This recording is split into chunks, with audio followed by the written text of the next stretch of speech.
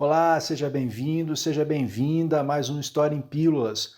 Você sabia que os americanos se inspiraram em Dostoiévski para traçar sua estratégia no começo da Guerra Fria contra os soviéticos?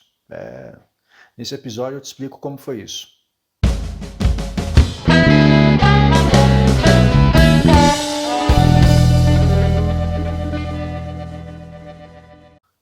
Mais uma vez, obrigado pela sua audiência. Por favor, deixe o seu like no vídeo e se você não for inscrito no canal, se inscreva.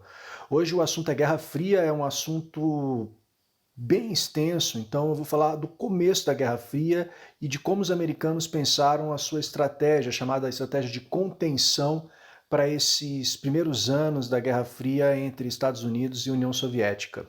Vamos lá? Talvez de início seja interessante deixar uma definição de Guerra Fria para quem tem dúvidas do que exatamente foi a Guerra Fria. A Guerra Fria foi aquele período de conflito indireto e, em grande parte, um conflito baseado em problemas ideológicos entre Estados Unidos e União Soviética. Então eram duas grandes potências ou superpotências que rivalizavam pelo domínio do mundo, domínio ideológico e, claro, domínio militar também. Agora, é sempre bom frisar que esse conflito entre as duas superpotências foi um conflito indireto. Ele foi um conflito global, então houve conflitos de Guerra Fria na América Latina, na África, na Europa, na Ásia, mas nunca foi direto entre as duas superpotências. Sempre eram outros que estavam ali apoiados por Estados Unidos e União Soviética em conflito. Bem, depois dessa rápida definição de Guerra Fria, a gente pode começar a tentar entender os primeiros momentos da Guerra Fria. Uma das questões importantes para se entender a Guerra Fria é o chamado dilema de segurança, ou seja, a sensação que as duas superpotências tinham de insegurança no sistema mundial. E isso tem a ver com o armamento nuclear que começa com as bombas de Hiroshima e Nagasaki. A partir dali, a União Soviética, por exemplo, se sente insegura, sabendo que os americanos têm uma arma tão poderosa que podem usar contra eles. Então, o que os soviéticos vão fazer? Vão correr atrás da sua bomba nuclear e conseguem em 49. Quando os soviéticos conseguem a sua bomba nuclear, os americanos passam a se sentir mais inseguros e vão, então, atrás de aumentar o seu arsenal nuclear e assim sucessivamente. E como começa essa estratégia, como é traçada essa estratégia americana que eu disse no começo do vídeo, foi inspirada um pouco por Dostoiévski? Bem, em 46, a embaixada americana em Moscou recebe um telegrama do Departamento de Tesouro dos Estados Unidos em Washington. Eles estavam perguntando para a embaixada americana em Moscou por que os soviéticos não quiseram ingressar nas grandes organizações pensadas pelos americanos. E aí a gente está falando do Banco Mundial e do FMI. Os soviéticos não quiseram nem conversar sobre isso e o Departamento de Tesouro estava intrigado. Bom, é claro que os soviéticos não queriam conversar sobre isso. Eles entendiam que este era o desenho de uma nova ordem mundial e que esse desenho estava sendo feito pelos americanos, pautado principalmente na economia americana, e que Banco Mundial e FMI serviriam, assim pensavam os soviéticos, como braço de apoio para a política americana. Portanto, eles nem quiseram conversar sobre o assunto. Bom, o diplomata responsável por responder esse telegrama para o Departamento de Tesouro foi o George Kennan. George Kennan era a pessoa na embaixada que mais conhecia os soviéticos, que mais conhecia a alma do povo russo, e ele então escreve um chamado longo telegrama em fevereiro de 46, com mais de 8.000 palavras. Na verdade, ele escreve um tratado, um artigo. E o que ele defende nesse artigo é que a melhor coisa que os Estados Unidos tinham a fazer era conter o avanço dos soviéticos sobre os elos frágeis do capitalismo. E que, é claro, eles não participariam de entidades como o Banco Mundial e nem do FMI, porque os soviéticos, eles queriam exercer a hegemonia no mundo. E que, portanto, eles iam fazer de tudo para exercer essa hegemonia, e que era papel dos Estados Unidos tentar conter esse avanço soviético. Mas veja bem, conter e não atacar os soviéticos. E aí vem um ponto interessante. O George Kennan diz que os americanos não precisariam atacar para tentar enfraquecer os soviéticos, porque o regime soviético se enfraqueceria por si só. uma vez que ele era cheio de idiosincrasias, ou seja, ele era cheio de contradições internas. E da onde que o George Kennan tirou isso? É aí que entra Dostoiévski. George Kennan estava numa viagem pela Sibéria e em uma das paradas da viagem ele começou a ler um livro de Dostoiévski e ele percebeu que vários camponeses ficaram ao seu redor. E ele começou então a ler em voz alta. A mulher ao lado dele pediu: leia em voz alta para a gente, porque a gente adora Dostoiévski. E ele começou a ler em voz alta e cada vez que ele olhava para o lado, tinha mais gente ao seu redor sentado ouvindo. E aí então o George Kennan pensou o seguinte: ora, esse povo russo tem tradições muito antigas, tem raízes muito profundas e tem uma cultura muito própria. E aí o Kennan pensou, o marxismo ele não é algo nativo daqui, ele não é algo próprio desse povo. Portanto, esse marxismo que está sendo implementado na União Soviética, ele não vai conseguir ter raízes profundas nessa cultura russa que já existe. E aí, na cabeça do George Kennan, portanto, o que os americanos precisariam fazer era esperar que houvesse esse choque entre a cultura e a tradição russa com essa nova ideologia marxista que dominava o Estado soviético, que essa contradição iria destruir a União Soviética por dentro. Por isso que os americanos só precisariam conter e não precisariam atacar diretamente esse avanço ou a União Soviética. Bom, vocês sabem que em 46, em Fulton, Missouri, o Winston Churchill, que a essa altura já não era mais primeiro-ministro da Inglaterra, faz um discurso e ele fala de uma cortina de ferro que desce sobre a Europa, já então também colocando bases disso que a gente vai chamar de Guerra Fria. E daí em 47, em março de 47, o presidente Truman faz um discurso falando exatamente da contenção do avanço do socialismo sobre a Europa e da contenção do avanço do socialismo sobre os elos mais frágeis, que era exatamente a tese que estava no telegrama-resposta do George Kennan. Sim, o George Kennan vai se tornar um cara central dentro do Departamento de Estado e dentro do Serviço de Política Externa americana.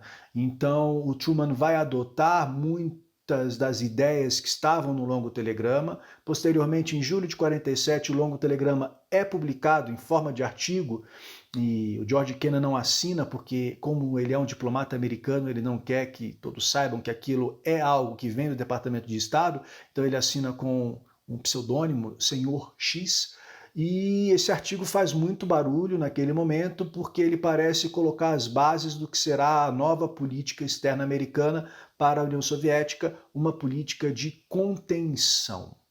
Bem, como é que essa política de contenção se traduz na prática? Ela se traduz na prática através de um plano de ajuda econômica chamado Plano Marshall. O Plano Marshall é um plano de reconstrução, como eu disse, ajuda econômica da Europa. E quais eram os pressupostos desse Plano Marshall? O pressuposto principal do Plano Marshall era: o principal inimigo dos Estados Unidos não é a União Soviética e não é o socialismo. O principal inimigo dos Estados Unidos são a fome, a miséria, a pobreza e a falta de esperança.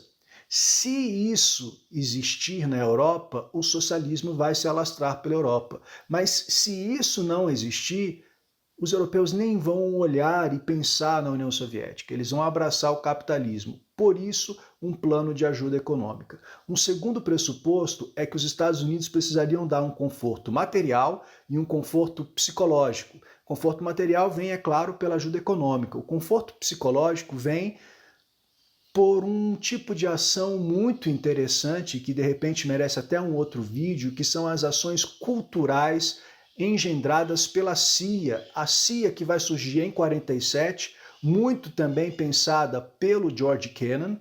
Ao fim da Segunda Guerra Mundial, um serviço que existia, que era OSS, se transforma em CIA, e a CIA vai financiar uma série de artistas, artistas plásticos, escritores, compositores, gente que às vezes nem sabia que estava sendo financiada por dinheiro da CIA. A CIA organizou uma espécie de de congresso, Congresso Cultural pela Liberdade, e esse Congresso Cultural pela Liberdade financiava uma série de artistas. Então, Hannah Arendt, por exemplo, que era uma filósofa, recebeu dinheiro da CIA por meio do Congresso de Liberdade Cultural.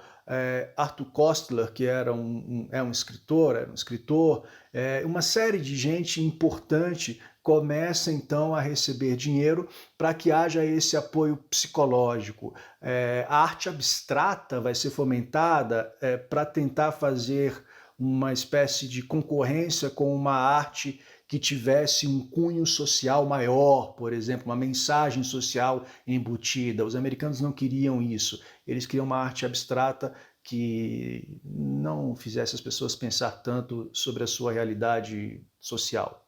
E é engraçado que essas atitudes elas vão cada vez mais ganhando força. Então, por exemplo, quando o cinema de Hollywood ganhar peso, o cinema também vai ser cooptado. Muitos de vocês devem se lembrar do filme Rocky 4, eu acho que era o 4, o que ele luta com o soviético, o Drago mata o Apolo, o Drago é mau. E por que o Drago é mau? Porque um outro pressuposto do Plano Marshall é que os Estados Unidos precisavam ter uma liderança moral. E aí é um ponto interessante, porque se a liderança é moral, o meu lado é o lado do bem, o outro lado é o lado do mal. E os americanos faziam essa propaganda e os soviéticos, do outro lado, faziam a mesma propaganda, o que a gente chama de maniqueísmo, de pensar o mundo como sendo o bem contra o mal. E aí, quando a gente vê um filme desses, quer dizer, Rocky contra o Drago, ali tem o bem e tem o mal. Então você é quase que induzido a pensar desta forma pela propaganda que vem disfarçada por meios de música, de livros e de filmes. Aliás, não pense você que o Brasil, por exemplo, ficou ileso a isso não. No Brasil existiu o IBAD, Instituto Brasileiro para Avanço da Democracia, que foi fundado em 59 e nada mais era do que uma fachada da CIA para financiar políticos que à época fossem contra o Juscelino Kubitschek e depois contra o João Goulart. O IBAD também tinha um instituto de pesquisa, o Instituto de Pesquisa Econômica Social, o IPES, e que também financiava pesquisa para políticos que fossem contra Juscelino e João Goulart, e posteriormente isso acabou ajudando a colocar muitos políticos que apoiaram o golpe militar de 64. O IBAD foi fechado em 63, quando o Congresso descobriu que o dinheiro que financiava era um dinheiro que vinha de fora, que vinha dos Estados Unidos. Então vejam que interessante como esse pressuposto de liderança moral e conforto psicológico, ele acaba tomando um plano muito importante dentro da estratégia americana para a Guerra Fria. O último pressuposto do Plano Marshall é um pressuposto bem inteligente, que é o seguinte: a União Soviética não vai aceitar. Então vamos oferecer também para os países satélites da União Soviética e até para a própria União Soviética, para mostrar a superioridade moral dos Estados Unidos, já sabendo de antemão que os soviéticos não aceitariam esse plano. Além do Plano Marshall, houve também um plano para a América Latina durante o governo Kennedy, nos anos 60, tá? Que era a Aliança para o Progresso, que era chamada de um Plano Marshall para a América Latina. Esse plano não funcionou, esse dinheiro não chegou como deveria e houve uma série de problemas nos 10 anos em que ele existiu. Depois a gente pode gravar um vídeo só para falar sobre isso. Como eu disse, a Guerra Fria é um assunto muito amplo e esse vídeo já está ficando grande demais. Então, se você tiver perguntas, coloque aí nos comentários. Se há aspectos da Guerra Fria que você gostaria de saber mais também, coloque nos comentários que eu posso abordar em outros vídeos. Aqui nesse vídeo eu gostaria só de comentar como nasceu essa ideia da contenção, a contenção sobre os elos frágeis, e de onde veio essa ideia, né? E eu acho isso muito interessante, que o George Kennan fala que essa ideia vem do Dostoiévski. Se você gostou desses temas e quer ler um livro sobre, eu tenho algumas recomendações. Sobre essa Guerra Fria cultural que existiu, eu sugiro o livro da Frances Saunders, que é Who Paid the Pipe? Essa é a edição britânica com esse título, Who Paid the Pipe, e tem uma edição americana que tem um outro título, eu não sei porquê, que é The Cultural Cold War, que é esse aqui, tá?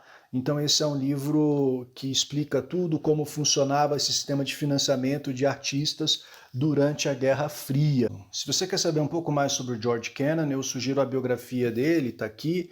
É um livro que foi feito pelo historiador John Geddes. Tem até uma história interessante, porque o George Kennan, o Geddes é o grande historiador americano da Guerra Fria, pelo menos era até uns 15 anos atrás. Então, Geddes, o Kennan chegou até ele, quando o Kennan tinha por volta dos seus 78 anos, e falou: Geddes, eu estou perto de morrer, então eu quero que você faça a minha biografia. Quando eu morrer, você tem acesso a todo o meu material, todos os meus documentos, você pode usar e escrever o que você quiser. Só que o Kennan viveu até os 101 anos, então demorou aí mais de 20 anos depois para o Guedes conseguir começar a escrever a biografia, que ficou pronta em 2007, 2008. Então esses são os livros que eu sugiro a você, caso você queira se aprofundar no assunto. Tchau e até a próxima.